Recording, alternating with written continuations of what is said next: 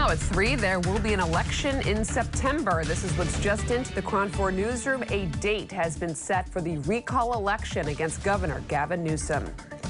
And an investigation is underway in the North Bay right now after a woman and a young child were shot last night.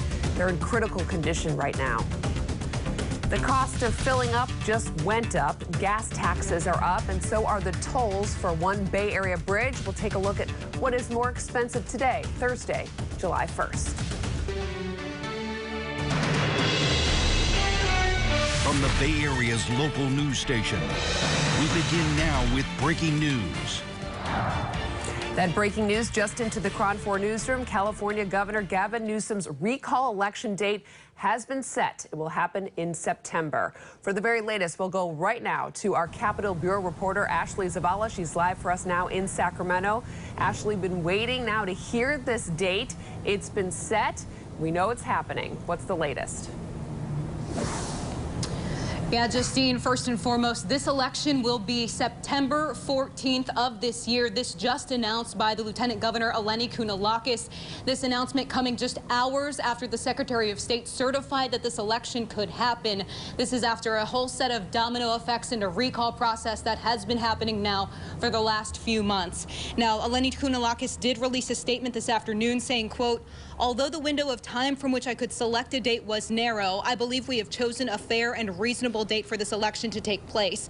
It has always been my intention to choose an election date that gives election officials and the public ample time to ensure a smooth election with broad participation.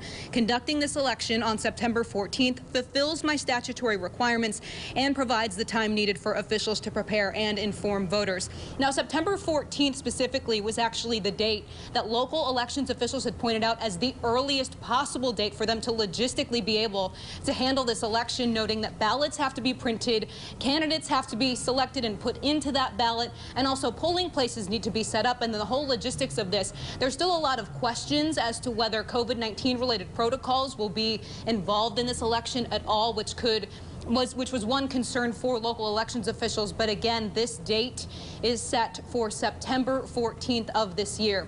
Now, this date was announced after the Department of Finance today finished up their finalization of the cost of this election, which is set at $276 million total. A chunk of that is going to the Secretary of State's office, and then another chunk to counties themselves to handle the election. But again, September 14th, we now know 2021 is officially an election year in California. Reporting live here at the state capitol, Ashley Zavala, KRON 4 News. Ashley, quickly here, since September 14th is the earliest date that could have been selected, and it was selected by the Lieutenant Governor, who has the advantage here with the election happening on that date? Governor Gavin Newsom to keep his job, or his opponents who are trying to kick him out? Well, it was Democrats who really pushed for this September 14th date, or as early as possible, really. We had heard from lawmakers who said that this election should happen as early as August to favor the governor, because right now, with COVID-19 suppressed overall and with the state reopened, that this would put Governor Gavin Newsom in a favorable position. But Republicans and proponents and supporters of this recall would tell you they'll have it at any time, that even still a couple months out or a month and a half out will still give the governor enough time to have to deal with potential wildfires that could spark, energy problems that could happen.